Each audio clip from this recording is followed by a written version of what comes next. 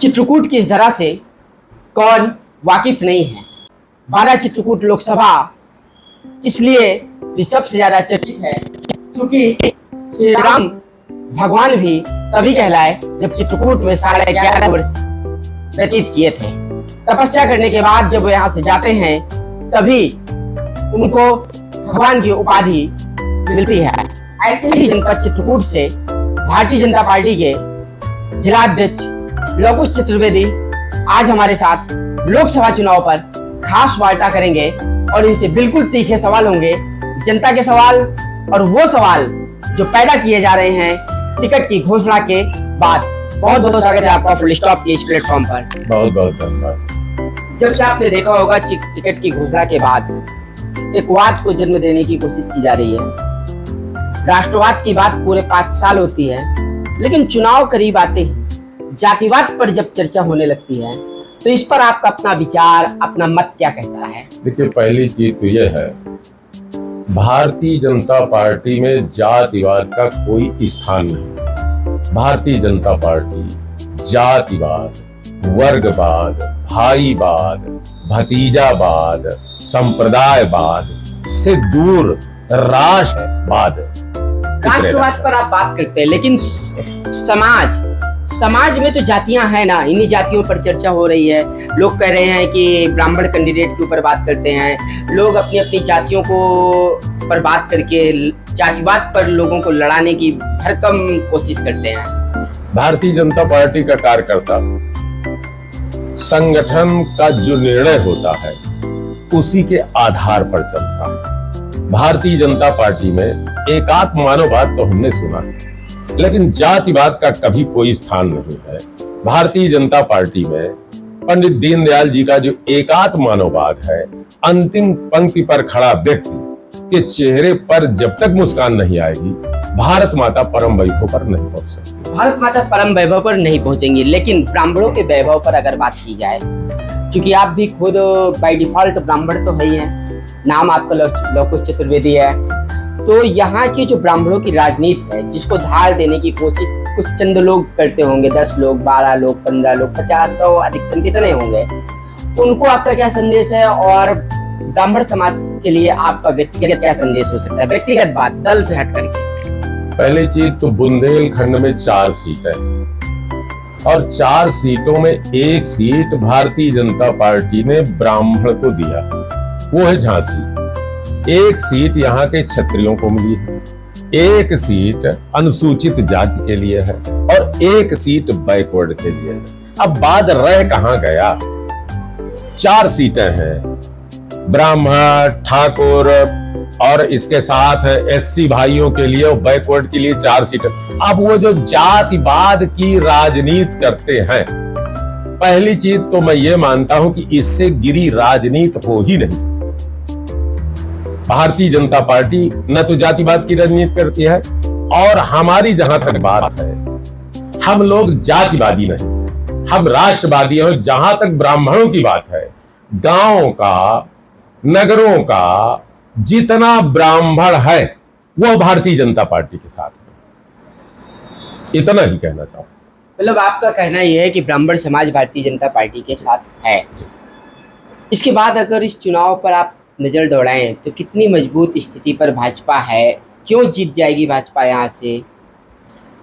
देखिए, भारतीय जनता पार्टी 2014 में 3,42,000 वोट इस लोकसभा में मिला था। जब 2019 का लोकसभा का चुनाव आया तो 3,77,000 कुछ 100 वोट मिला।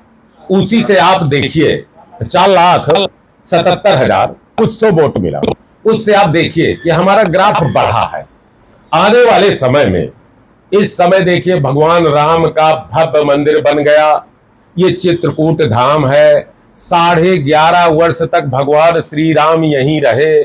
यहां जब आए तो राजा दशरथ के कुमार थे, वनवासी थे, यहां तप किया, और तप के बाद जब यहां से गए और एक राक्षस का विनाश किया, वहीं से लोग उनको भगवान मानने लगे।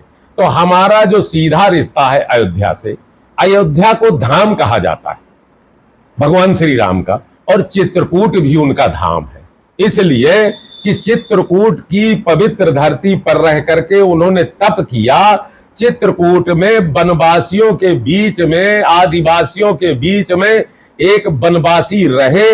ये चित्रकूट आने वाले समय में इतना बड़ा निर्णय देगी कि मैं पहले भी कह चुका हूं कि 5 लाख वोटों से हम जीतेंगे। भारतीय जनता पार्टी का कैंडिडेट 5 लाख वोट से जीतेगा। और मोदी जी ने कहा है 400 पार। और जब वो 400 पार होगा तो जो बांदा संसदीय सीट होगी, इनमें जो हम या यहां की सम्मानित जनता मोदी जी का, योगी जी की विकास की योजनाएं, आज कौन सा ऐसा क्षेत्र है जहां हमारे प्रधानमंत्री जी ने विकास नहीं किया? गरीब हो, नौजवान हो, किसान हो, महिला हो, दलित हो, आप किसी भी क्षेत्र पर तो देखिए, आज जितना किसान है इस समय आप समझिए कि वो बिजली का बिल भर नहीं पा रहा था सिंचाई में। आज 2023 अप्रैल से लेकर के, और इधर अभी अभी उत्तर प्रदेश की सरकार ने विद्युत का जितना भी बिल था माफ कर दिया।